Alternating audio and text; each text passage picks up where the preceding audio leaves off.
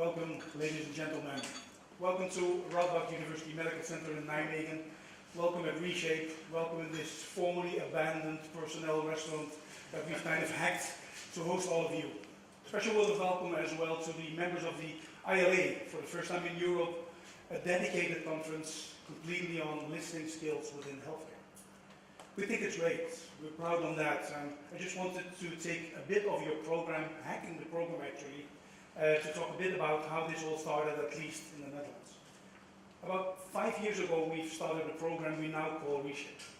A program dedicated to change in healthcare and giving positions back from those who've been taken off in terms of patients. Coming from a business family, we were in automotive, we had ambulance services, funeral services. I know what it meant to listen to people that are in need for that. Stepping into healthcare, I was amazed how little time actually was being issued in really listening to patients. So we thought to change that. And on my way looking for that, I looked around and just stumbled on this woman that was on people's couches in people's homes for a public broadcast network, listening to what their auditors actually needed and wanted to see on the network. Fighting, forwarding with the board of that network in terms of the gap that was between what they thought that was needed and what the people who wanted to see the shows on the network actually wanted. So I said, hey, maybe we should have a cup of coffee. And we did, within 24 hours. We had this chat in terms of what should we do. I said, I don't know. We got to change something. How do we call it? I don't know. Let's see and call it a chief listening officer. And she went out, and 24 hours later she worked for us. That was awesome. And that's a bit of the way that we try to arrange things at REshape, at least. Together we try to build something out of nothing actually. In terms of slowly but surely closing that gap and gently but surely show that the other expert in healthcare, being patients themselves, being experts in having that disease, not only have something at stake but also have something to tell and to share. And that's one of the things that we try to put up. In terms of, as you might have guessed, I'm talking about our dear Corinne, who is not only responsible for the fact that you all are here today, but also knows how to craft these new skills, at least for us at Radboud University and abroad. And for those who know her, they know that what I'm doing right now, hacking the system, is not what she wants to happen. But you know, within REshape you should expect the unexpected, as you can imagine. So my dear friend and colleague, partner in crime, but most of all a great human, who wanted to have an impact on people's lives, living with the disease, and also the family of those who are living with the disease, tried to make an impact. And as time went on, she created skills and a set of rules that you never should neglect in her. And I'm sure we will a lot more on those topics in the next 2 days. And hear a lot of stories that linger as of today. Stories about Yip, our dear Yip, for instance. A great ambassador for our very first REshape program together with the ARIA community that we set up.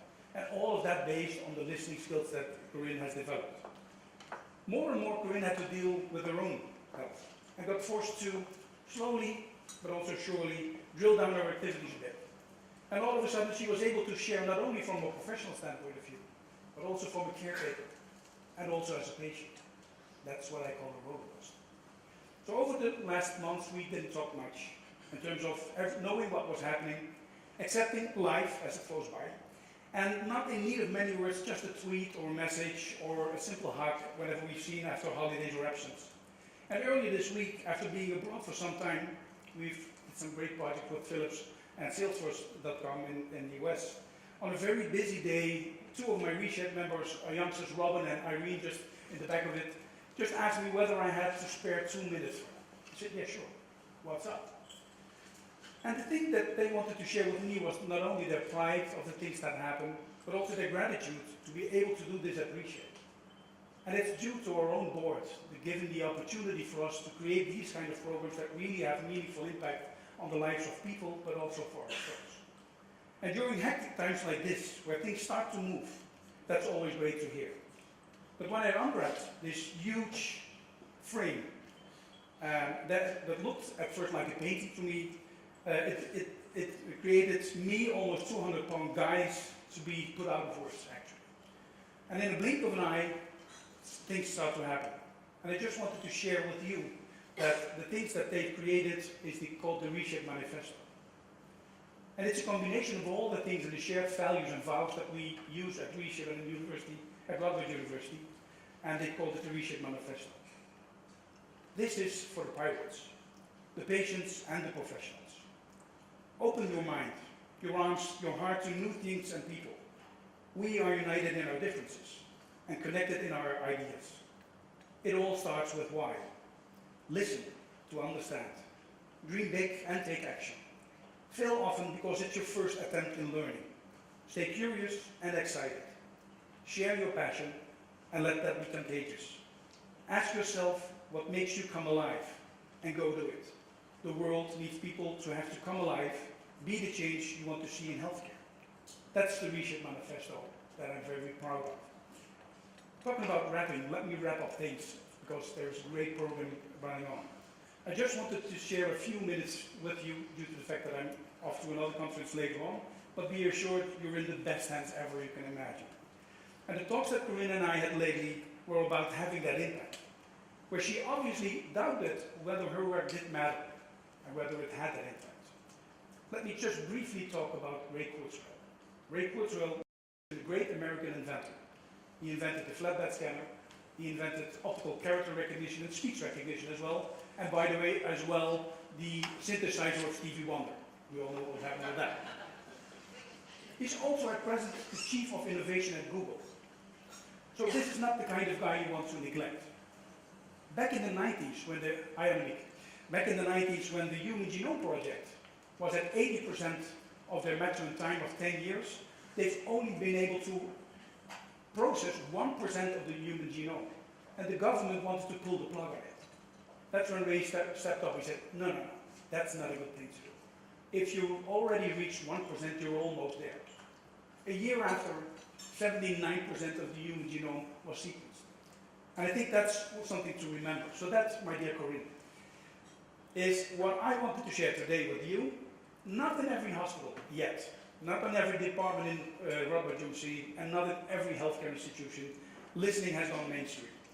But almost in every conference I speak, wherever on this globe, the majority of the magazines and journals in healthcare, and even the PMG, and thanks Tessa, for which you will hear more later on, listening has been put on the agenda. Many articles, blogs, workshops mention listening and also the Chief Listening Officer, and many will. And that is your 1%. The rest will follow. It's not ready at all. We at Radboud will cherish the moment of how it all started, broaden the use of listening in our work, in our curriculum, in our research, and in our art. So, thank you for all you've done, for all the talks we had together, for believing and sticking with the joint mission with the strange rebel with the cause. And thank you for contributing to healthcare on behalf of all the patients and family, as well as the professionals. Besides our other ways of sharing our gratitude later on, a bit in the future, I just wanted to offer this great conference and contribute this one to you, and also show my great appreciation and admiring by handing you the first REshape Manifesto, and hoping, by the way, that I'll get a new one for Robin and Irene afterwards. That's it.